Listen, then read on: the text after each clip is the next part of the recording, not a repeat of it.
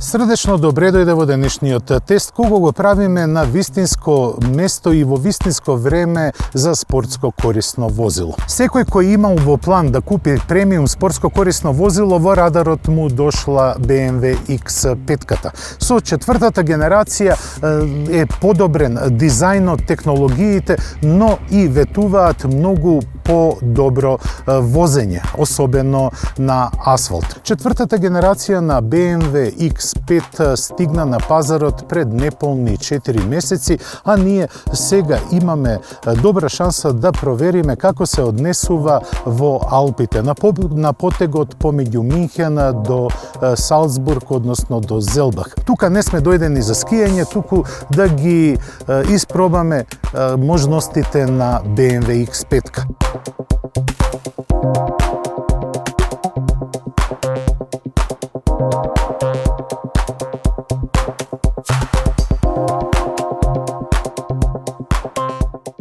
А во внатрешноста на новата генерација на BMW X5 се чувствува дека креаторите сакале да ја направат вистинско премиум возило без никакви компромиси. Направено е многу во интериерот и во графиките на инструмент таблата, па дури и не подсетува дека вистинското премиум чувство може да се види дури и тука на менувачката палка на автоматскиот менувач. Таа е прекриена со пластика, но делува како да е брусен диамант. Во внатрешноста се разликува во однос на претходната генерација, оваа четврта генерација на X5 по просторноста. Ке се осврнам на дизајнот. Пред се, чувството на висока технологија е пред возачот, бидејќи предниот дисплеј исцртува интересна графика не само на брзиномерот и обертомерот, туку и ја исцртува графиката на навигацијата. На централната конзола се гледа дека има еден голем дисплеј и му благодарам на Севишниот затоа што BMW одлучи да не стави уште еден дисплеј како неговите конкуренти за да ги контролира останатите функции на автомобилот. Тие се направени од копчиња, вистински копчиња, и можете да го почувствувате допирот на копчето или кога ќе притиснете на него да го почувствувате вистинскиот филинг кој го даваат копчињата. Инаку, BMW X5 кој сега се наоѓам за неговиот управувач го задвижува 3 литрен турбодизел од 265 конски сили. Што се однесува до македонскиот пазар и до македонските потреби, ова е навистина оптимална верзија, бидејќи со погонот на сите тркала има едно специфично удобство. Удобство кое не е типично за BMW, но и не е типично за останатите спортско корисни возила. X5 заедно со својот X-Drive пружа едно релаксирано чувство во внатрешноста, а управливоста е на висина како на автомобил. Па затоа X5 дава на асфалтот едно чувство не само на супериорност, бидејќи е издигнат горе, туку и чувство на безбедност и на удобство.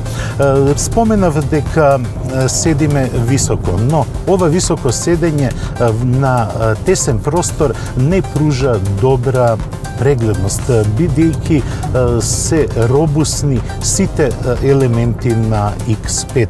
Па затоа во опременоста има камерата која ги дава сите агли на автомобилот, исто така и така функционираат и паркинг сензорите. Ке се вратам уште малку на возните својства, а тие пружаат вистинско задоволство зад управувачот. Дури и 6-цилиндерскиот TDI агрегат нуди извонредна економичност. Борд компјутерот покажува дека при споро возење рака на срце на овие патишта не можете и не смеете да возите побрзо од 80 км на час. Потрошувачката е нешто испод 7 литра, што е за вистинска пофала.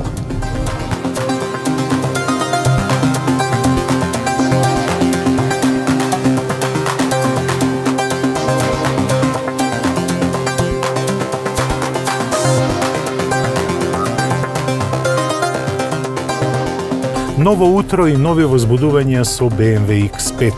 Како што најавив претходно, денеска се наоѓаме на полигон каде што ќе ги испробаме сите оние системи за стабилизација, но и ќе го испробаме начинот на управување на новата X5.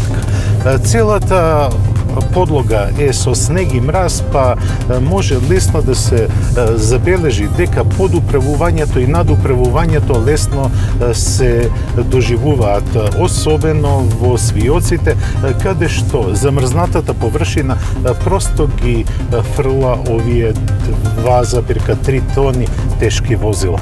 Но електрониката е тука да ни помогне. А кога ја нема електрониката, тогаш може да се препуштите на вистинска забава, бидејќи во овие контролирани услови може многу лесно да се почувствува забавата на моќта на моторот, управувачот, но и на подпирањето кое е воздушно. Па затоа, за да управувачот на X5 се чувствувам самоуверено, задоволно и може да кажам дека секоја секунда проведена во кабината на X5 е забавна и задоволство да се биде во неа.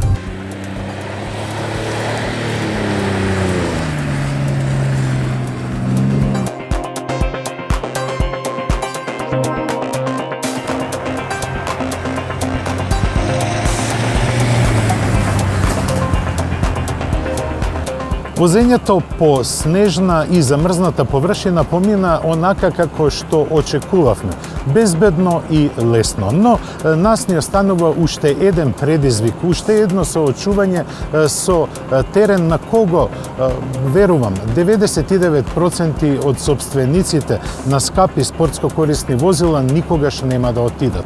Тоа е офроуд на кој имаме големи спуштања, но и издигнувања. Па, така ќе испробаме електрониката која е задолжена за безбедноста на офроудот.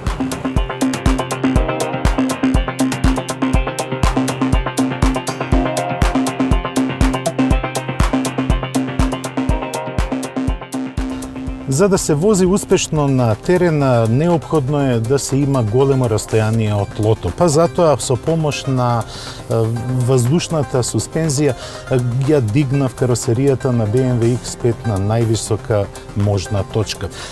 Исто така во електронскиот присет на автомобилот има повеќе можности за електронски помагала. Јас го употребив трекшн контрола заедно во комбинација со подлога која е полна со камења, како што е сега.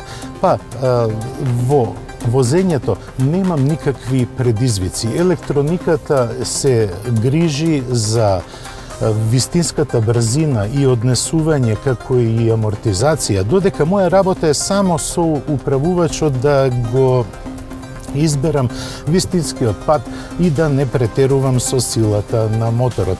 Остатокот го прави електрониката. Но оваа електроника во 99% од возачите на спортско корисни возила, посебно на овие од премиум сегментот, е џабе вградена во возилото, бидејќи никој со својот автомобил не би сакал да го помине овој терен што ние сега го поминуваме.